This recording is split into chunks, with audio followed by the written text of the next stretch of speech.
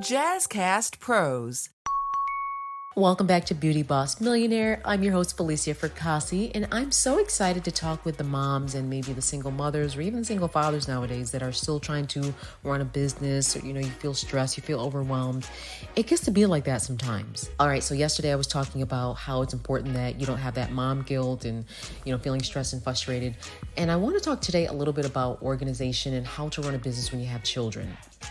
Welcome back to the Beauty Boss Millionaire podcast with daily on-the-go episodes packed with testimonies and business tips to help you create financial freedom through entrepreneurship. Hosted by the owner of Fracassi Lashes and the Blow Dry Lounge, the Beauty Boss Millionaire herself, Falicia Fracassi. All right, so if you're a mom that has one child or more, you need to listen up. You're going to have to use your time more efficiently than most people because your time is limited and you never know what kind of emergency situation will arise with the children. So what I suggest that you do is create and carve and outline a schedule and stick to it. This is what's helped me for years.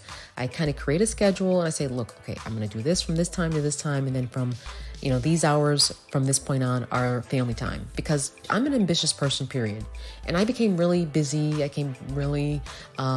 blew up so fast that I found myself like never home. And if you're in a position where you don't have help in the house, then you're going to have to start to employ.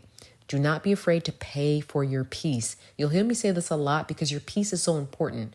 I am a very big advocate of hiring people to help out in the house. And even if it's just for a certain time, like right now, currently as we speak, I have a nanny that picks up the children exactly at a certain time, and she brings them home at a certain time. I pay her for gas. Literally, I pay her $50 a week in gas. And then I give her a really nice hourly rate. And she has a list. I didn't just hire her with no plan. I hired her with I typed out what I needed her to do. And I asked, is this something that you can do? Because I interviewed like 10 people and she was the best fit and qualified. She was very organized. She seemed like she really had a passion for kids. Obviously do a background check. If you have small children, they can't talk and tell you if someone's touching on them. Yes, I will say that because I am very big on that, because it happens way too much in communities where people are being touched on and the children is too young to talk and speak up. So it's important that you do those background checks if you have people around your house or in your house or around the children. That's kind of a no-brainer. But in regards to, having that help, you can pay them. She picks up the children. She makes their dinner. She helps out with light cleaning. And she's literally on a schedule too. I put her on a schedule. Now, obviously that schedule may vary, but she at least knows to follow the overall schedule. So she feels better too, because now she knows what she has to do. People, believe it or not, they may say like they don't like schedules, but it's helpful for everyone. And that's a part of being organized, because you're super mom, you're superwoman, and everyone, so much is depending on you. Bills are still due, rent is still due, mortgages are still due. You've got to do your oil change in your car. You've got doctor's appointments. You might have a family emergency where you have to step out.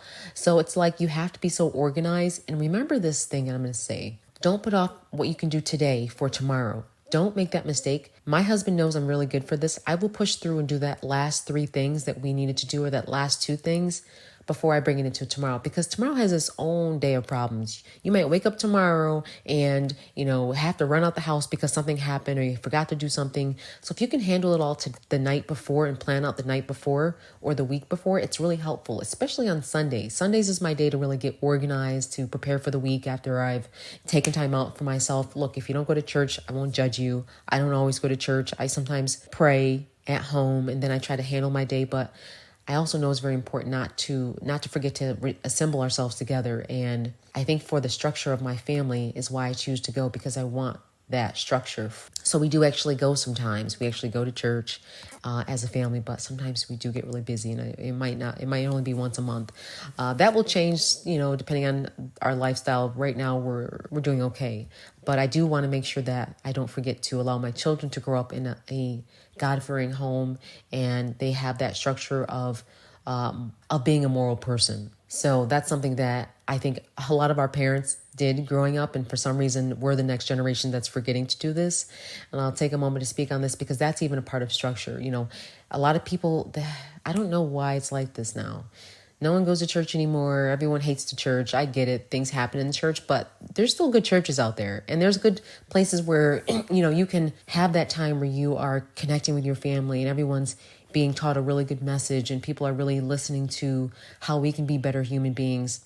And you don't have to be in the church choir, at the usher board. You don't have to do all that. Just make sure everyone's there so they can have that chance. Everyone deserves that chance of being able to learn how to be a good person and make those right decisions. Thou shalt not steal, thou shalt not kill, thou shalt not lie. Those are the things that we need to make sure we're embedding in our children and being held accountable for what we say we're going to do. So sorry to go off on that tangent, but it's something that means dear to me, seeing that we're moms, we're talking about this, and that kind of helps give you a break. Instead of you yelling at them, hey, look, the church can yell at them. I'm just joking. They can keep them in line. Especially if you're a single mom, you definitely should stay rooted to some type of organization or some type of church to keep that family structure still there if someone's missing. That could be a boyfriend, husband, whatever. All right, so the next thing I want to really talk on is once you're at night kind of planning out your day, you're planning out the children's schedule, make sure that you are also planning out and carving times for you to breathe and just rest. Sometimes I'll just take my lunch around 1-2 o'clock, and I'll just breathe. I'll do something. I'll put on some music. I'll maybe go for a quick walk. I'll just kind of stretch and clear my head because I'm a workaholic and I can easily get into that whole groove of just working myself to death and feeling like, why am I so stressed out? Why do I feel stressed today? Oh yeah, I didn't really take that moment for myself. I'll even take a moment sometimes, just grab myself something to eat and just relax and just enjoy that moment. So I try to always prepare because I know they're going to be home. School gets out around 3-4, and I know that once they get in the house, as much as I say I'm not going to focus on them because the nanny's there, I will still end up seeing what's going on. So I just kind of make sure I do all the things swiftly throughout the day, and I don't allow people long conversations for long on the phone. My family knows that about me. I don't really like to talk long unless it's something that is really urgent. And even if it's urgent, I don't like the whole drama, getting emotional and all this stuff. I'm just going to figure out how to fix the problem and move on.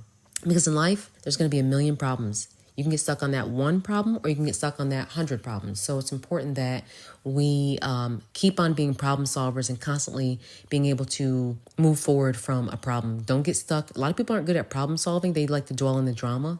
I'm not with it. I like to move forward in full force and fix the problem and move on.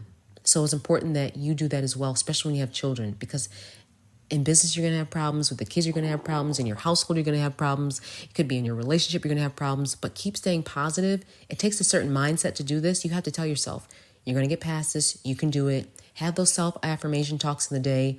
Tell yourself you're going to be all right. And stop stressing out. Don't stress out. If the kids aren't perfect, it's okay. Have people around you that you can hire. Even if you say, look, I can't really afford a person to help out. Even if you could just have that, maybe someone in your family that you can dedicate a service to them, or you can do a barter. Say, look, I have a cleaning business. I can clean your house once a week. If you can just watch the kids for me once a week or something like that. There's things that you can do if you just get crafty and creative with it. All right, we'll get more into this next on tomorrow. And thanks for tuning in to Beauty Boss Millionaire. That's it for today. Tune in tomorrow for the Beauty Boss Millionaire podcast. And don't forget to follow the Beauty Boss Millionaire, Falicia Fracassi, on Instagram, Facebook, and TikTok at Beauty Boss Millionaire. Also, if these are really helpful, please review, rate, and share, or just send the link to someone who may need this. See you tomorrow.